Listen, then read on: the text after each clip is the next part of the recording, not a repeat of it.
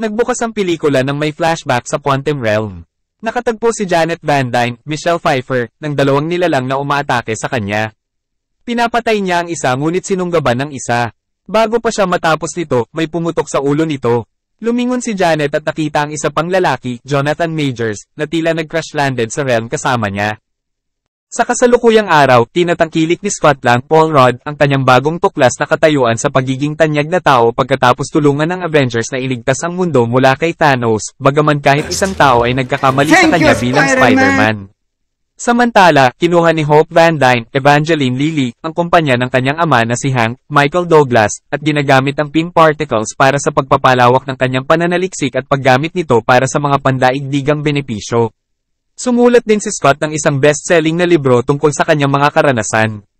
Gayunpaman, ang kanyang kawalan mula sa pagiging natigil sa Quantum Realm ay nagpapanatili din sa kanya mula sa kanyang anak na si Cassie, Catherine Newton.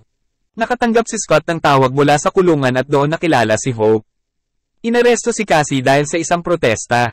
Nag-iisip din siya sa agham mula pa noong The Blip kahit na nagsimulang magtrabaho kasama sina Hope at Hank na tinutukoy ni Cassie bilang Grandpa Hank. Sina Scott at Cassie ay sumama sa PYM sa bahay para sa hapunan kung saan hindi sinasadyang hinayaan ni Hank na mawala na si Cassie ay naaresto ng higit sa isang beses. Binibigyang pansin niya ang gawaing ginagawa nila, kabilang si Hank na magkaroon ng isang ant farm kasama ang kanyang matalinong mga langgam, habang si Cassie ay gumawa ng isang device na nagpapadala ng mga signal sa Quantum Realm, at ang mga signal ay maaari ding matanggap sa labas ng mundo. Nagdudulot ito ng panik kay Janet at pinatay niya ang device. Bago niya maipaliwanag ang sarili, muling nag-a-activate ang device at sinimulang hilahin ang lahat at ang lahat sa loob. Tumalon si Scott pagkatapos si Cassie at ginamit ang kanyang Ant-Man suit para protektahan siya habang nahuhulog sila sa Quantum Realm. Ginagamit ni Hope ang kanyang Wasp suit para iligtas ang kanyang mga magulang.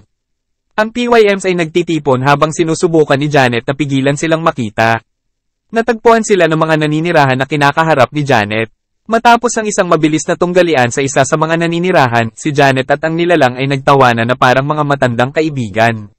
Nagagawa niyang sumakay ang kanyang pamilya sa ibabaw ng isang malaking lumilipad na nilalang. Ang mga lang ay matatagpuan ng iba pang mga naninirahan sa Quantum Realm na nag-iiba mula sa humanoid hanggang sa maraming nilalang na parang dayuhan. Dapat uminom sina Scott at Cassie ng pulang likido na tinatawag na os na nagmumula sa isa sa mga nilalang, si Veb, David Dasmalchian, na nagpapahintulot sa kanila na maunawaan ang mga katutubo. Sinalubong sila ng isa pang katutubo, si Quas, William Jackson Harper, na marunong bumasa ng isip, gayon din si Jen Tora, Katie O'Brien, isang rebeldeng mandirigma na naghihinala na ang pagdating ng mga lang at PYMs ay kukuha ng atensyon mula sa isang taong tinatawag nila ang mananakop. Nang banggitin ni Scott ang pangalan ni Janet, mas nagiging kaina-hinala si Jen Tora. Dinala ni Janet sina Hank at Hope sa isang bar na puno ng iba pang mga Quantum natives. Nakilala nila ang isang lalaki na tinatawag na Lord Krylar, Bill Murray, na naging kaibigan ni Janet at ipinahiwatig na nagkaroon ng relasyon noong panahong nakulong siya doon. Habang sinusubukan ni Janet na tulungan si Krylar, sinabi niya sa kanya na nagtatrabaho siya para kay Kang, ang conqueror na tinutukoy mula kanina. Tinutukoy din ni Krylar ang pinakadakilang sandata ni Kang, isang mechanized organism designed only for killing, MODOK. Lumilitaw ang mga alipores ni Kang upang kunin ang PYMs, ngunit lumaban sila sa kanilang paraan palabas, at ginamit ni Hank ang isa sa kanyang lumalagong mga disk upang gawing napakalaki ng pusit na nilalang upang kunin si Krylar at itapon siya sa paligid. Pagkatapos ay ninakaw ng pamilya ang kanyang barko at nakatakas. Ang mga rebelde ay agad na sinalakay ng mga puwersa ni Kang, bago ang MODOK gumagawa ng kanyang hitsura at nagsimulang singaw ang ilan sa mga mandirigma ng kalayaan.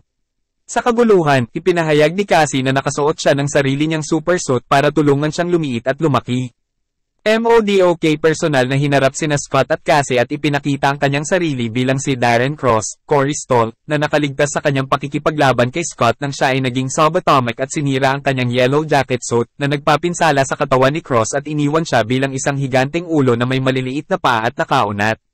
Mukha. Siya rin ang nagpadala ng signal kay Cassie na sinagot nito. MODOK pagkatapos ay dinala ang dalawa kay Kang. Sa kanilang paglabas, lumapit si Janet kay Hank at Hope tungkol sa kanyang oras doon. Nang makilala niya si Kang, binigyan niya ito ng impresyon na isa na naman itong naliligaw na manlalakbay, at na matutulungan niya itong palakasin ang kanyang barko upang mailabas sila sa Quantum Realm, nangako sa kanya na ibabalik niya siya sa pag-asa. Matapos mahanap ni Janet ang core ng kanyang barko, nalaman niya na ang kanyang barko ay pinalakas ng kanyang mga iniisip. Nang mahawakan niya ang kaibuturan, nasulyapan niya ang isip ni Kang at nasaksihan niya ang lahat ng kalupitan na ginawa niya, mula sa pagpuksa sa buong planeta at pagsira sa mga timeline.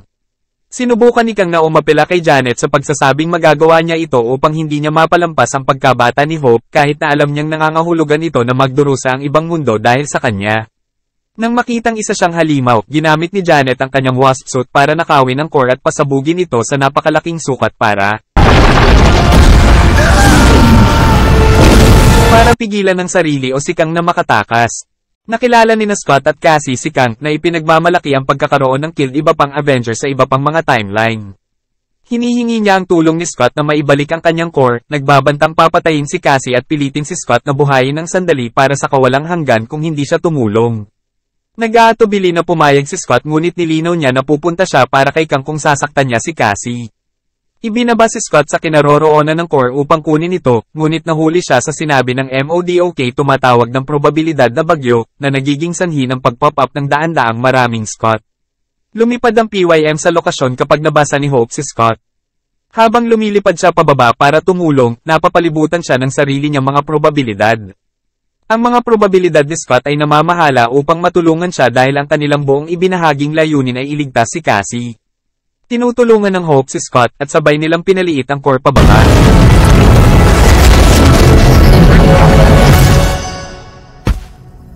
Sinisikap ni Hope at Janet na tulungan si Scott ngayong nasa kanya na ang core, ngunit nagpakita si Kang upang kunin ito mula sa kanya, na babalik sa kanilang kasunduan upang palayain si Cassie.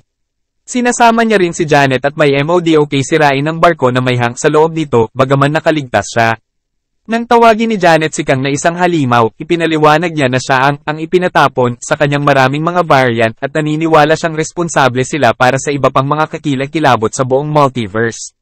Sa tingin niya, ang kanyang pagtakas sa Quantum Realm ay magbibigay daan sa kanya na kontrolin ang isang kaganapan na darating para sa sangkatauhan. Dumating ang mga langgam mula sa ant farm ni Hank, pagkatapos na tila dumaan sa time displacement na nakatulong sa kanila na lumago ng mas advanced sa mas kaunting panahon kaysa sa pinagdaanan ng mga tao. Tinulungan nila si Hank na makuha sina Scott at Hope na magtungo sa kuta ni Kang. Samantala, ginagamit ni Cassie ang kanyang suit para lumiit sa isang bilangguan at palayain si Jentora at iba pang mga rebelde para maningil patungo sa tore ni Kang.